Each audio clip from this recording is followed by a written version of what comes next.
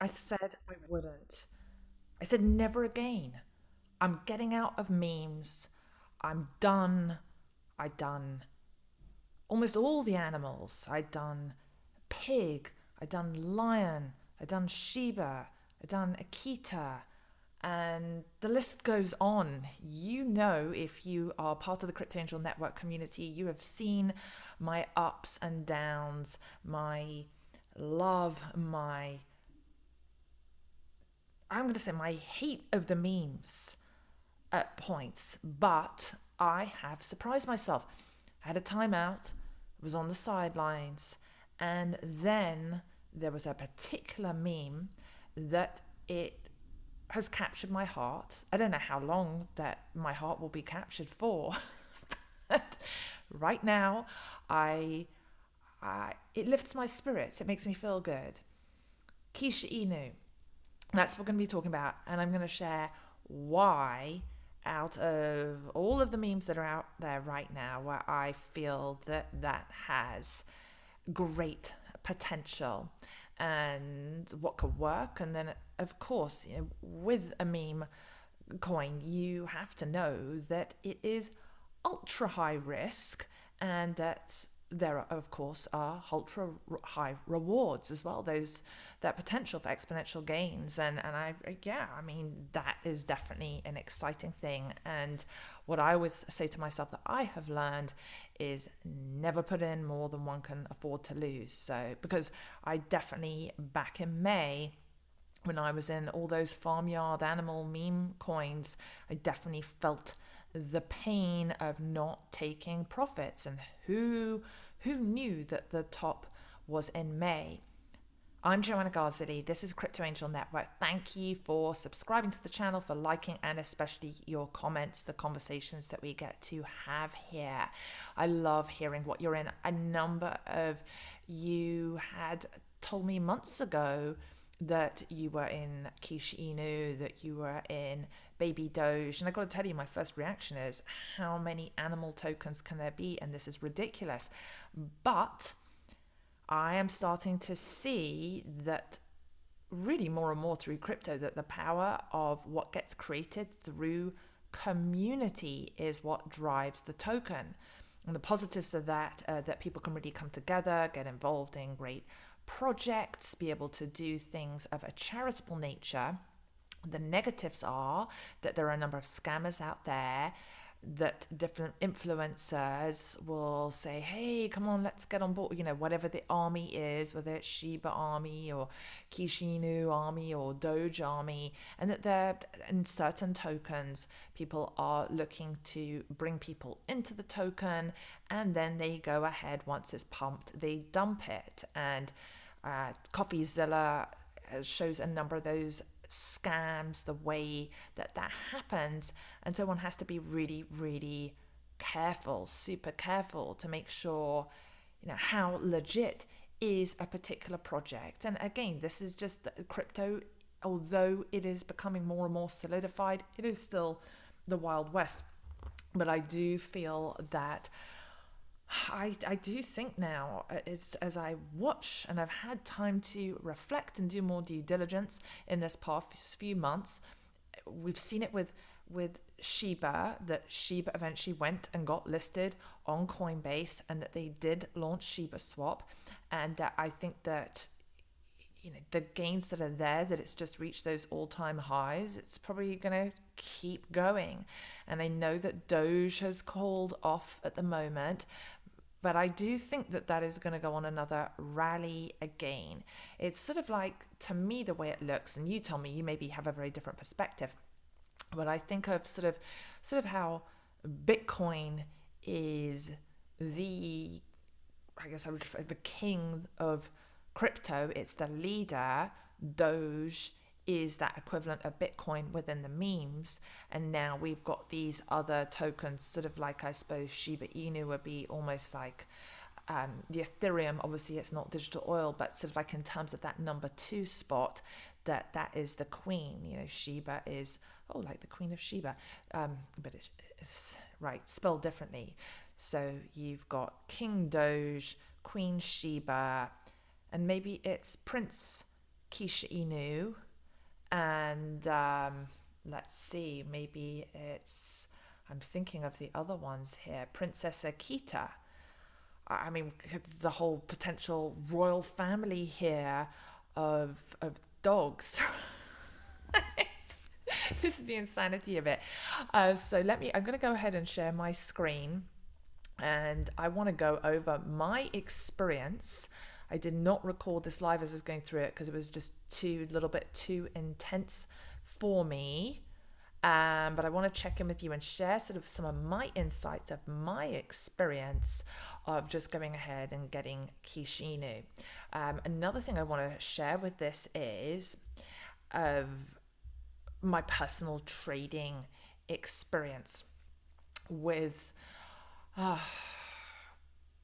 Shiba, because I'd gone into Shiba before, right when nothing was really happening with it, before when it went up that 400% back in April.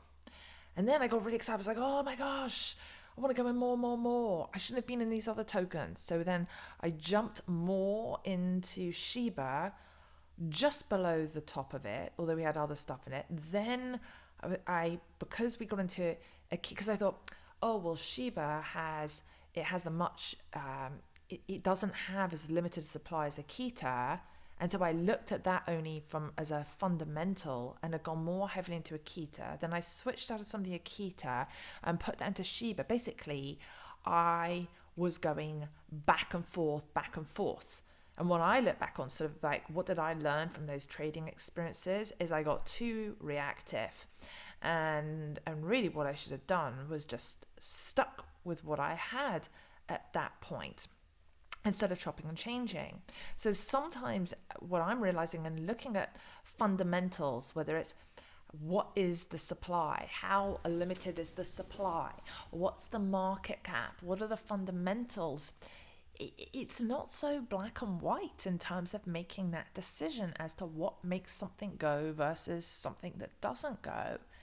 It sort of like makes me think of how do you know, like, what is the formula to creating that ideal Hollywood movie where you have that hit? If it was guaranteed, you would just know. So that there is an element of not knowing.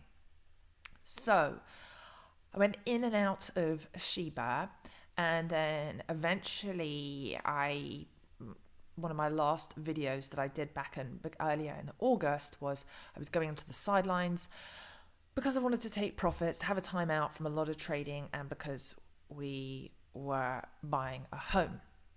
So fast forward now, Shiba has gone beyond where I had bought it at, and I imagine just we're at the beginning phases of it going even more. I will admit it is a little bit painful. It's painful. It definitely... I guess it's just, I was listening to Raoul Paul saying something the other day about, you can hear all these things, but until you go in and trade, when you feel the pain, then you really understand what trading style is best for you.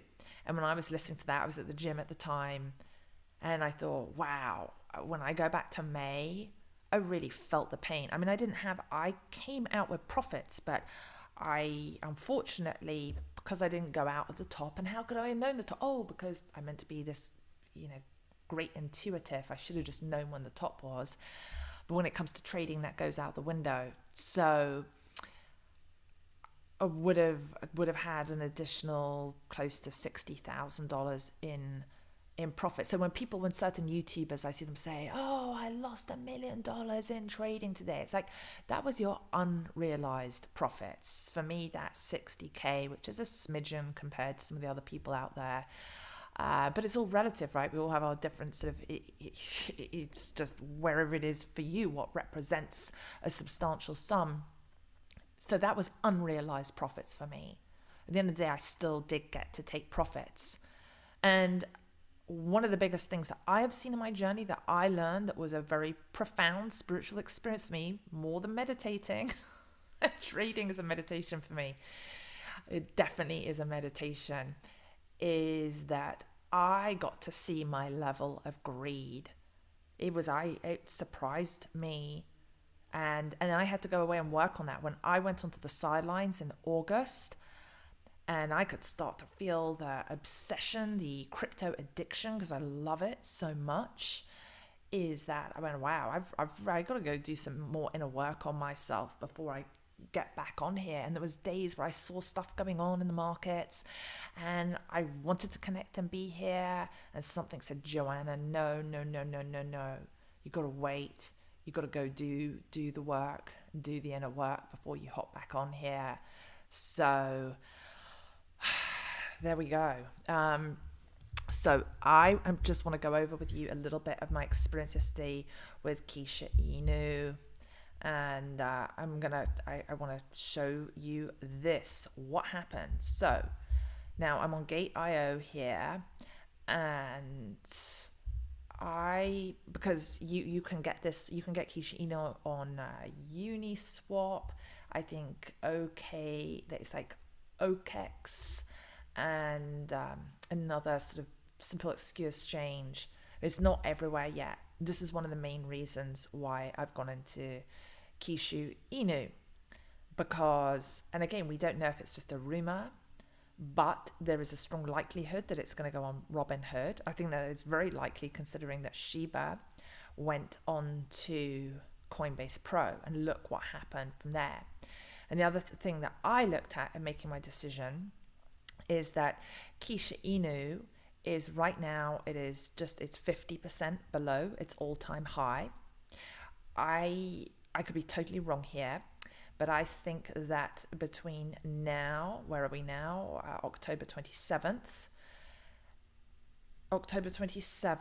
and 2021. And I imagine, I feel that you could really not understand much about trading and go into certain tokens, and in particular, apart from some just very dubious meme coins, we've got to be careful with those scammers. But a number of things, one could go in, and even if you don't have a clue what you're doing, you can still be successful and have gains up until around December, like later on in December.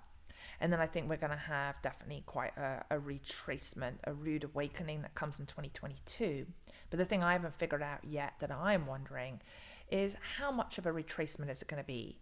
Are we going to then, is everything, are those altcoins going to go down 90% again?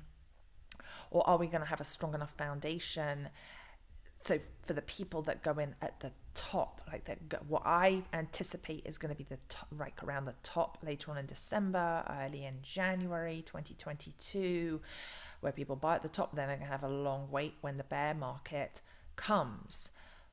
And this is why I've gone in now. I feel even with a retracement, I think I would still be up. I could be totally wrong here. I'm just sharing with you what my thinking is in this. And for those of you who are in Kishu Inu, I'd be curious to hear in the comments, what do you think? Where do you think this is going?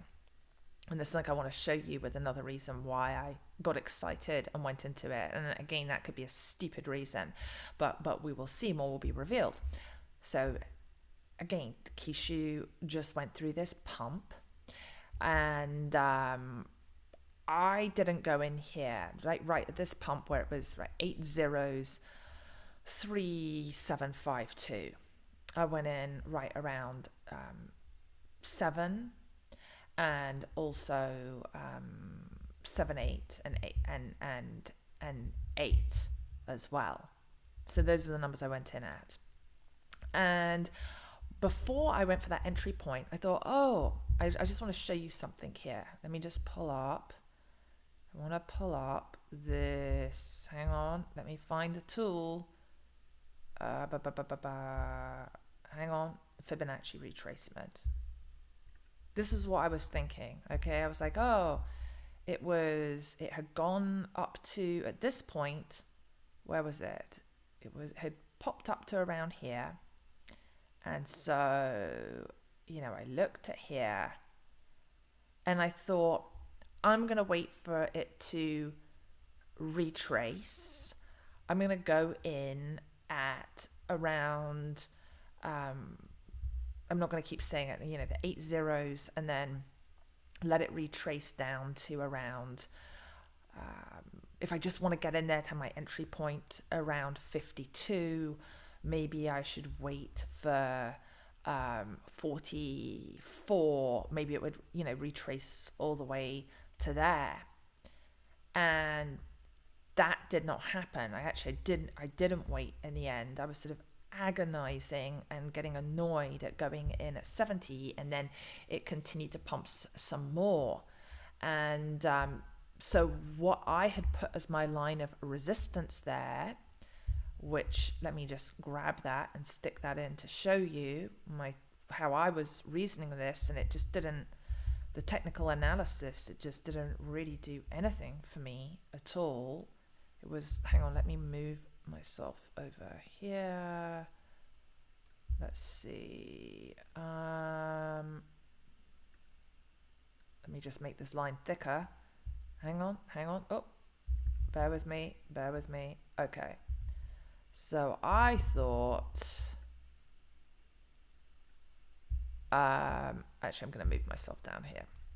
So I thought, okay, this resistance is here. There's a heavy line of resistance. When I was looking at everything, I was looking on the 15-minute, I was looking at it on the hourly. I thought there's strong resistance at 70, right? I'm just going to call it 70 here. And so I really thought I'll just do my entry point there. And the other thing that I realized sort of mentally, I just don't want to have to take the time to think about all this stuff and to just go over it over and over. And but then it pumped and it went all the way up into I think it went up to 86 in the end. And right now it looks like it is consolidating. It looks like it's consolidating. If we look at this, so this resistance then, but my point being, I was following this Fibonacci. Now what could happen? Will it retrace all the way back down to here? Even if it does, it doesn't matter. The way I look at it was, I referenced Shiba before because I felt that the decision I learned from that is just go in the bloody thing and just hold on to it for a while. I'm not very good at holding on to stuff for a while. I'm just not. Some of you are brilliant at it and you're long-term hodlers, but I haven't been able to really to do that. And then like a few months, but some of you are holding for years on certain tokens. So I've just changed this from resistance to support. And we can see here, then it bounced, it came down. And so it very quickly flipped from this resistance, very quickly became support. And so what can we expect next? Let's just take a look for Kishu. We're going to go with a red line here. And I'm going to put here, this is the resistance. So we've got resistance around 87. And you can see with these dojis, we've got a number of dojis here, quite a bit of sort of indecision. It was quite overbought. And then right now, you can see that it's underbought. So things are still maintaining. What do you think this looks like? To me, it looks like that consolidation is happening right here. I mean, we got another red candle, and I think that what I'm going to be watching for, though it doesn't matter, bigger scheme of things, but if one is looking, you just heard about Kishu and like, oh yeah, I want to have a little bit of fun with that and go in there, where do I find my entry point? I think that what is important to watch for is it going to bounce again? If we see it bounce 2-3 times over the next few days, that would be a great sign. And then I imagine it would start to move to the upside. But if it falls below 669, well, then it's probably going to start to retrace, and then maybe it will go in line with the Fibonacci retracements, and one could go in at, say, at 50. What do you got here? Like 56 at 53 or 49. I can't see this other number here because it's blanked out. The lowest part of that would be 382, back where it started. I'd be surprised if it goes to that. But another thing I'm paying attention to is just looking at how these cycles work with Bitcoin pumps, Ethereum then follows, the altcoins don't do anything, then the altcoins go, then the altcoins start to retrace, then Bitcoin does something again. At the moment, I know Bitcoin's it's going down a little bit, but then my feeling though, or what I'm noticing, you tell me if you think otherwise, that the cycles between Bitcoin, Ethereum, altcoins, and then within that, we got DeFi and we got memes and the whole sort of NFT metaverse stuff, is that the cycles of this are getting shorter and shorter.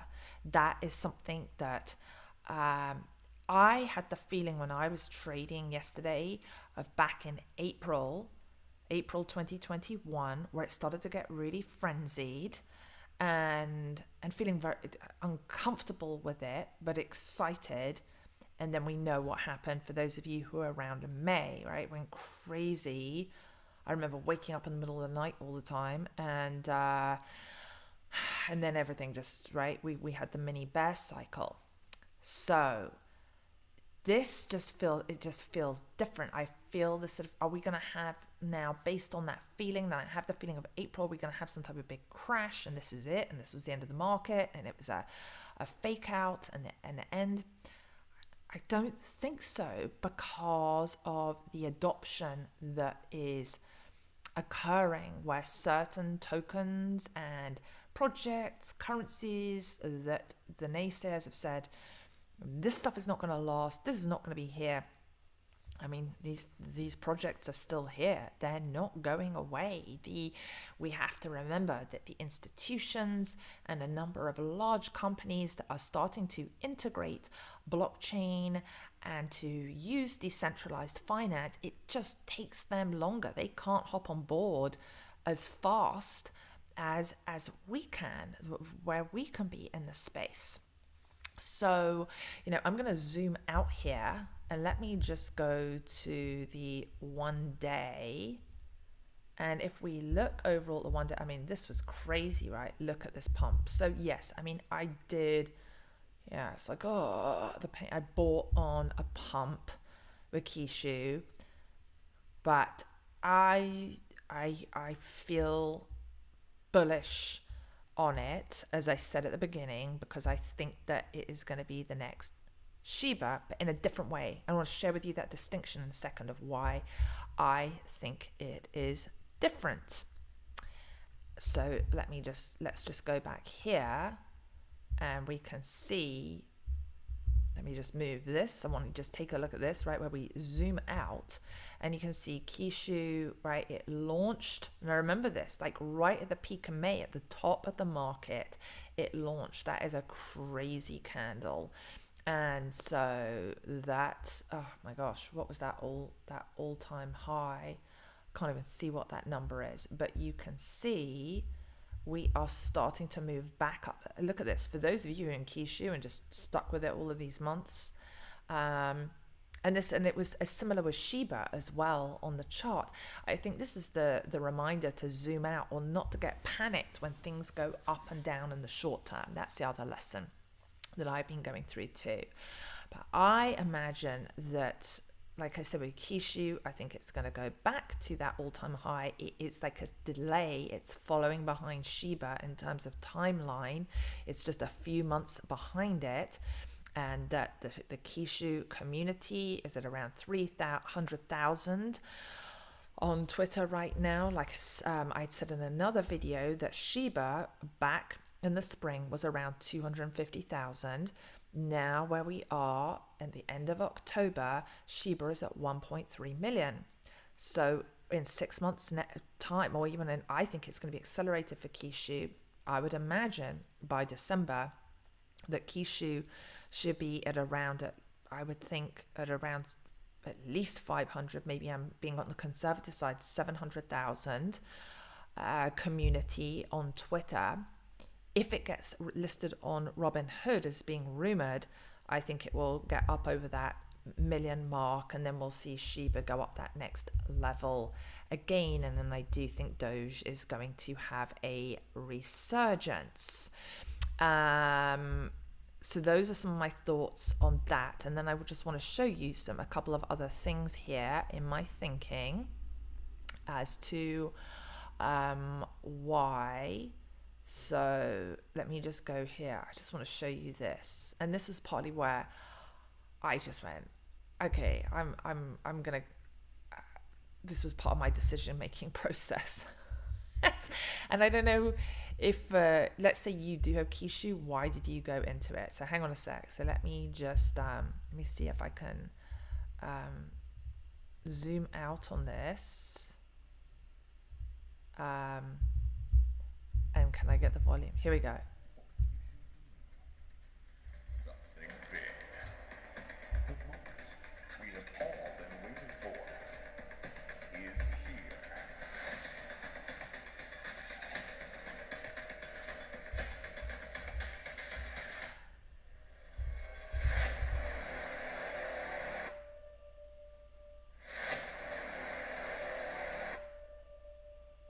Oh, I got goosebumps. Oh, I got total goosebumps. See, that was what did it for me. This is where sort of my intuition goes in. Again, don't follow my intuition, but I'm just telling you like what my thinking was on this. And this is their pin to. So you can see, oh, sorry, it's not 300,000. They have, maybe they're going to hit 300,000 soon. Maybe that's like coming. So Kishu Inu, they got almost 200,000 followers there. And they say, we have been working very hard to bring up the best of the best. And one of our biggest projects right now, the NFTs, you'll be able to see the high quality NFTs we have developing what surely separates us from other projects out there. And I think this goes to the idea of what's happening within the metaverse. And I just want to go again to the overall chart of that. If we just look here and we see with Shiba Inu has now flipped Dogecoin, which is quite astounding if you think about what was happening a few months ago. The price, I mean, it's just wild. You know it's wild if you've sort of watched the trajectory with things. And so we're watching these zeros go on Shiba.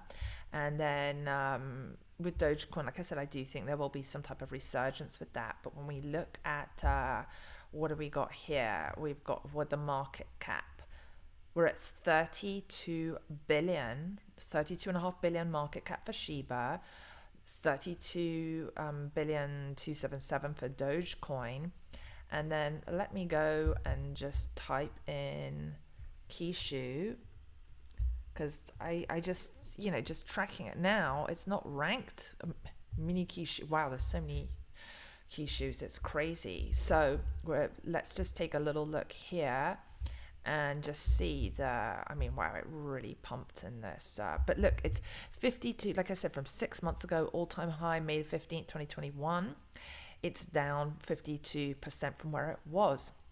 But I think one of the things that is really cool that Kishus are doing is, and it also has the Kishu swap as well, is the NFTs. I like that. It's all-time low. I'm not even going to try and say that number.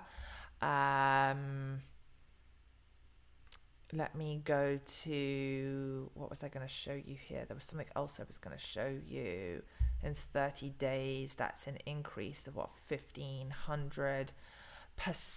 I think for Shiba, since it started, it's like 3.5 million%. Some crazy, ridiculous number there. And so the other thing that I wanted to show you with this was, can I see it in the markets? Hang on. Oh, I know. Market cap. Hang on. Bear with me.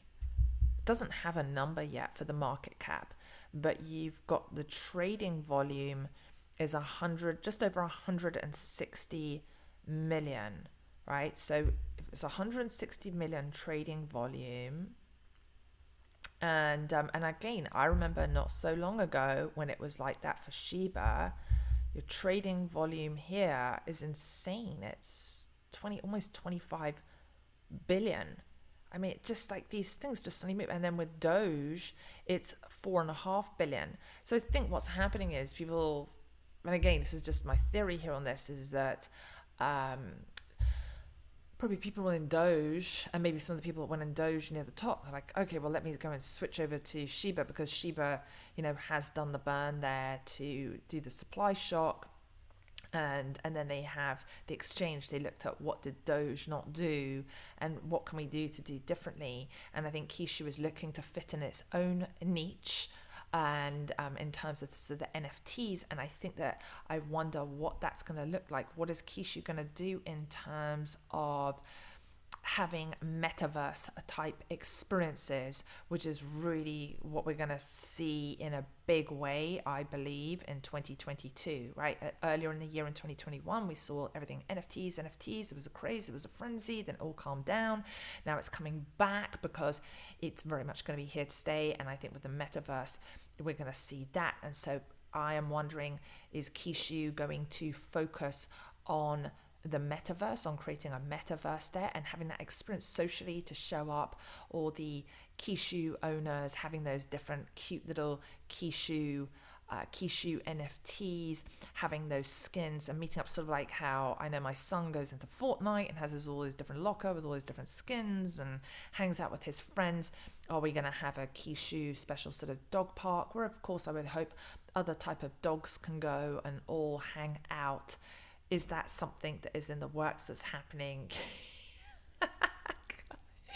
It's fun. I guess it's a fun way to sort of to interact and to express oneself, and have a dog without physically having to go and pick up the poo, physically feed the dog. And especially if you're at a job where you can't be with the dog the whole time, at least I guess the virtual Kishu can take care of itself and you don't have to have all those extra responsibilities with it. I'm Joanna Garzilli. This is Crypto Angel Network. Thank you for subscribing to the channel, for liking, for sharing this with your friends, your loved ones. Please leave me your comments, your thoughts on Kishu, and I'm sending you lots of love, and I will see you next time.